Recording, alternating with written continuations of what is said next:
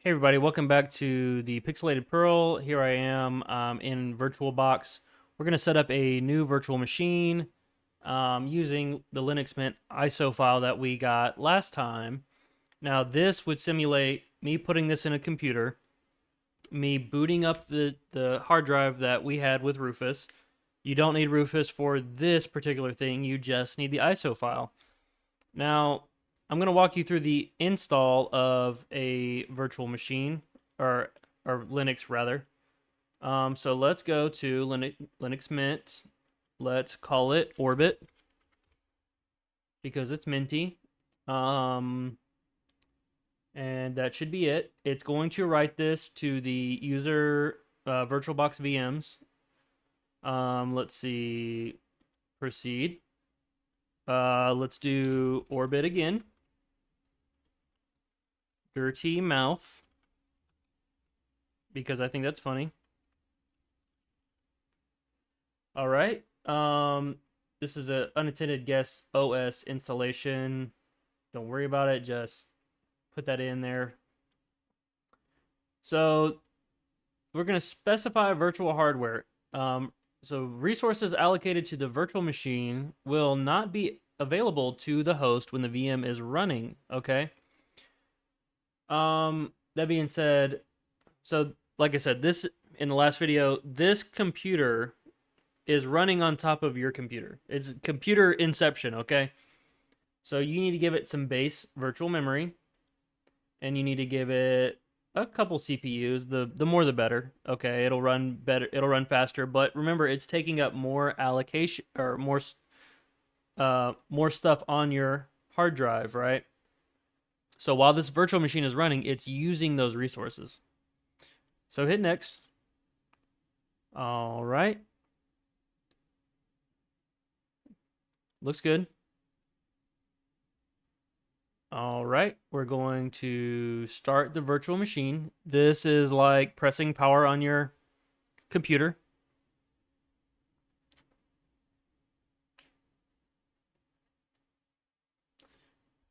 Virtual machine failed to boot because there's a missing operating system or misconfigured boot order. Mounting an operating system will install DVD might resolve this problem. So this is like if you were to go into a computer and with no operating system, it's looking for one. It wants to boot one up, but it doesn't have one. So you're going to tell it to use this ISO file. So we're going to mount it and reboot. Okay. We're going to start Linux Mint. We're not going to do that.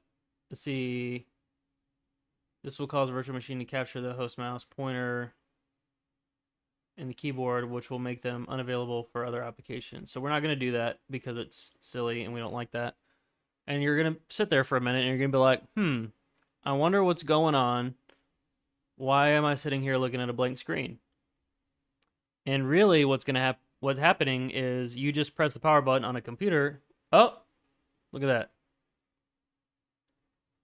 The computer has just woken up. It has done what's called the power on self test, or POST for those in IT. All right. Wow, look at that. So this is this is Linux Mint, okay. And you're gonna have a similar interaction with any other kind of thing the first time you boot it up, right? It's going to be asked to install this on your hard drive.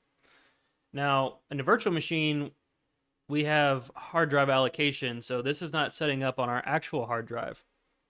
So we're going to go to English again for the keyboard layout. Okay. Install media codecs because we want to be able to play video formats and render things properly.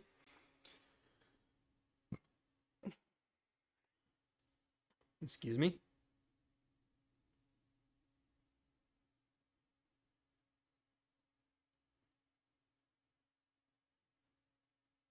All right. The computer has no detected operating systems. What would you like to do? Remember, this is a virtual machine. It's not going to affect your stuff, right? But if you want to use LVM, I wouldn't worry about that. Don't worry about that. We're going to install it. Go and continue. Pick approximately where you are in the country.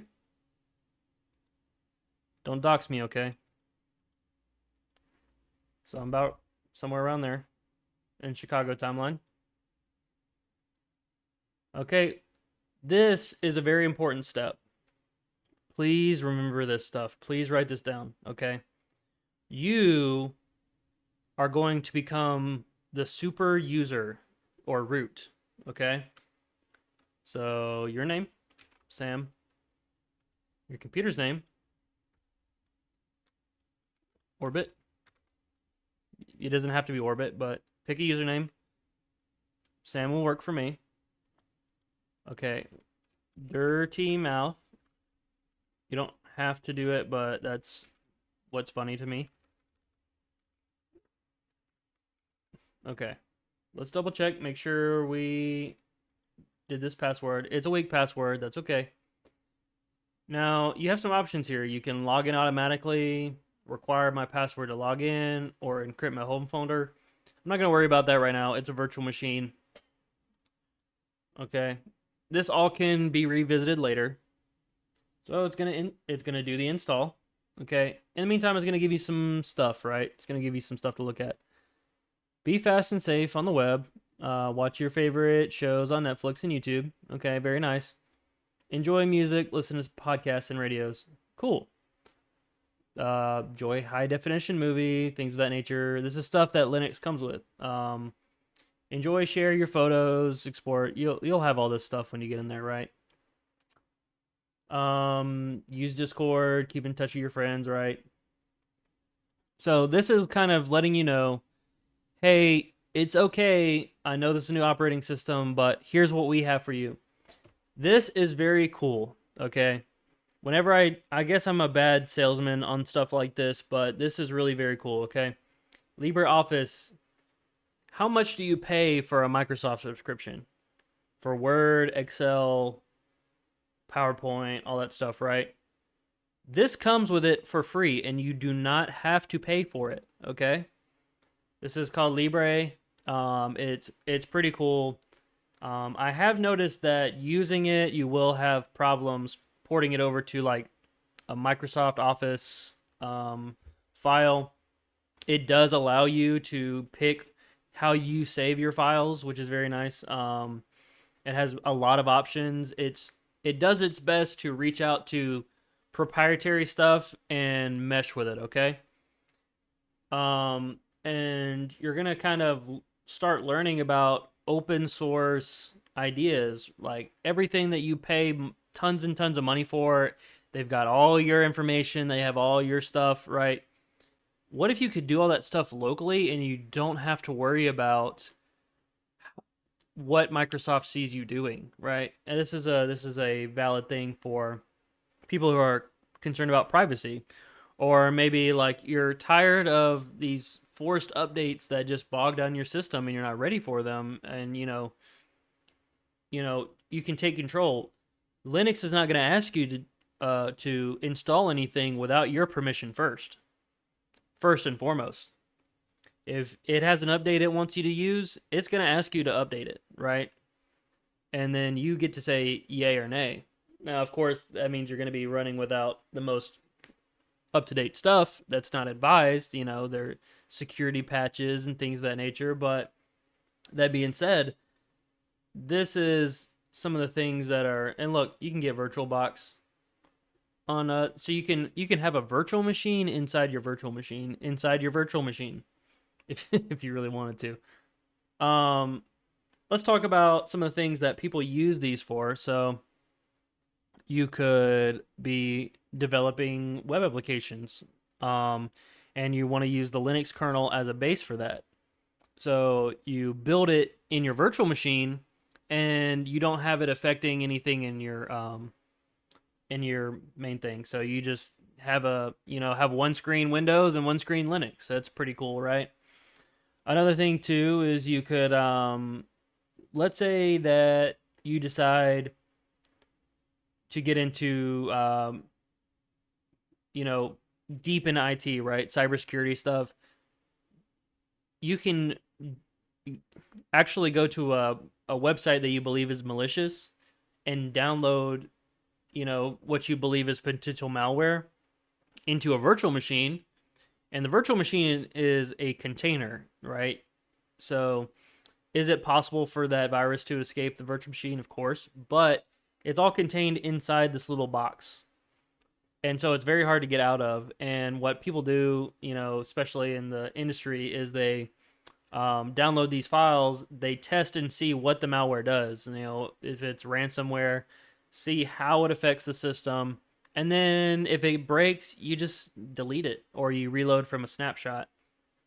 And that's one thing too. So here we go. We have. Oh, it's not ready yet, but you're gonna do all this stuff. It's gonna give you kind of a warm welcome. So we're getting in packet installations, all that stuff. And notice this goes pretty quick, right? I've only been recording for 11 minutes that you know of because you know, I've had a hard time filming this for some reason. But that being said, so this is exactly what you would expect from you getting a brand new computer and you have to run and install and updates, right? And if you notice, if you can kind of read some of these stuff, some of you guys will understand what some of the stuff is. And it has to do with your terminal. And let's see if I can, I guess it's not going to let me do all that stuff while the OS is installing. But,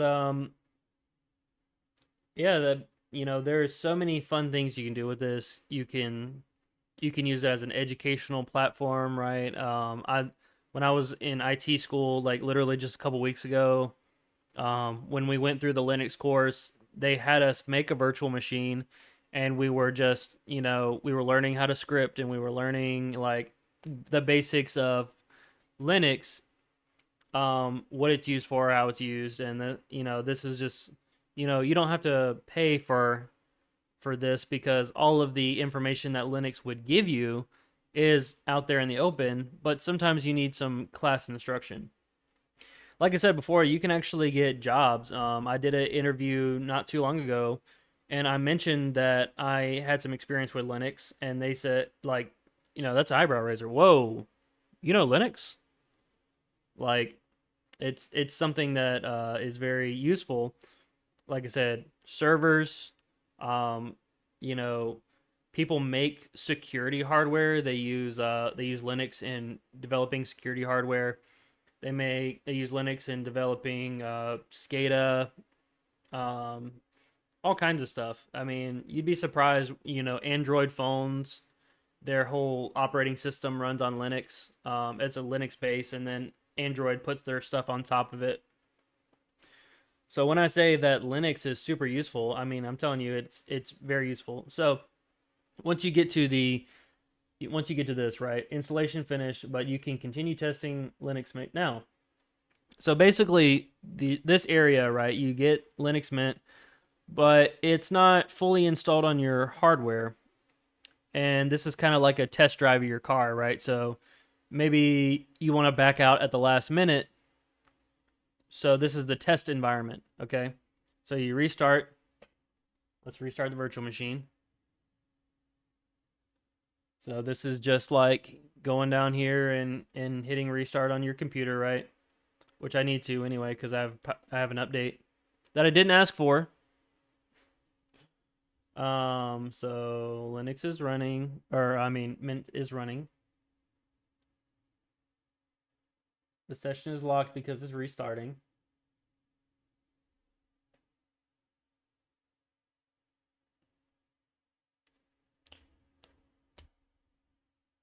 Yep.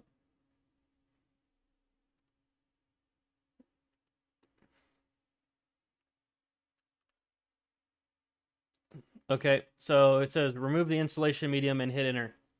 Now, when you do this at home, this is going to freak you out. You're going to pull the USB out when it says that, and it's going to come up here and it's going to say kernel panic.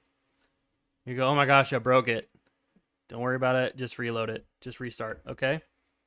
So, boom. Now you get a nice little login screen, right? Let's see what happens. Wow. Look at that. Okay. So it's gonna say it's on a wired network because it's actually technically wired to your wireless network that you're probably using. Maybe you're using wired. That's okay. So you get the first steps, right? You can change your colors, and you can.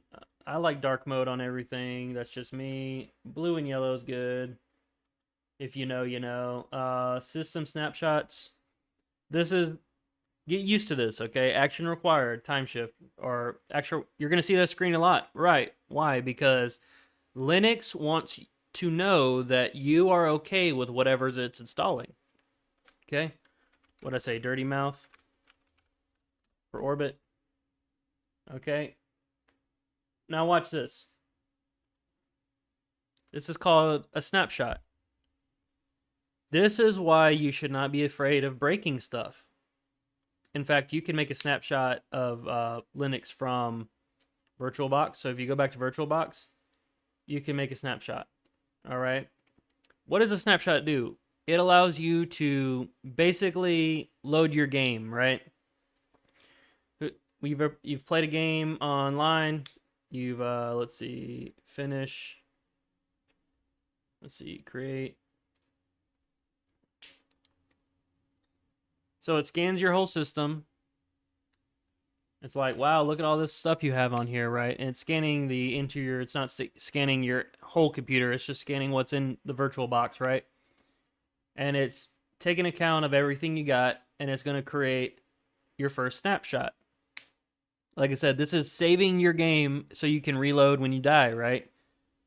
And that's going to make it to where if you break something, if you break the kernel, if you go in command line and you delete all of your folders somehow, it's possible. Okay, it's you can do that on Windows too, but Linux, because of the way that people, especially hobbyists, learn how to play with it, they get a little dangerous and they might actually delete certain things.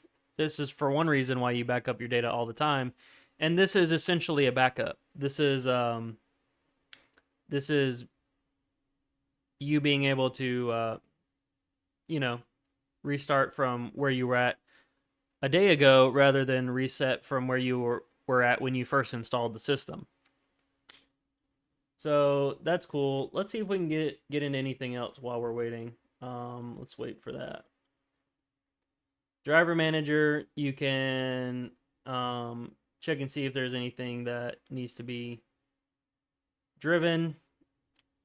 We're going to look for drives.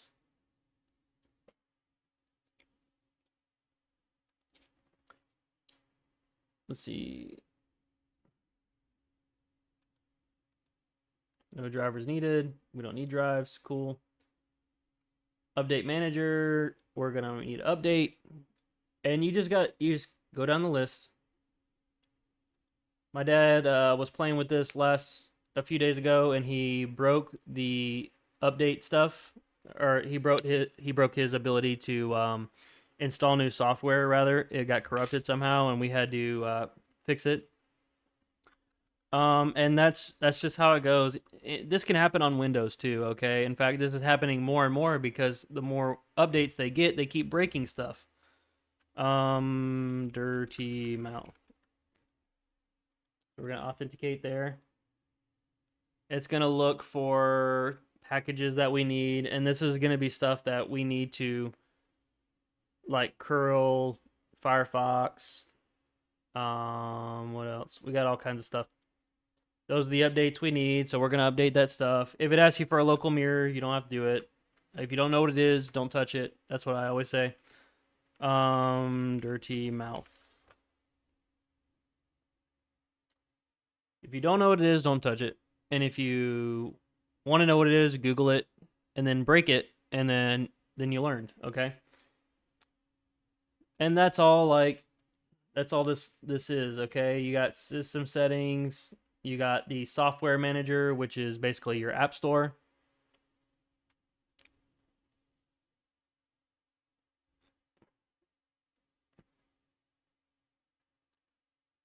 Of course, it's gonna be slow because I got a few things running at the same time. So time shift said we didn't need a snapshot. I mean, always do a snapshot, okay? Like I said, it's your save point.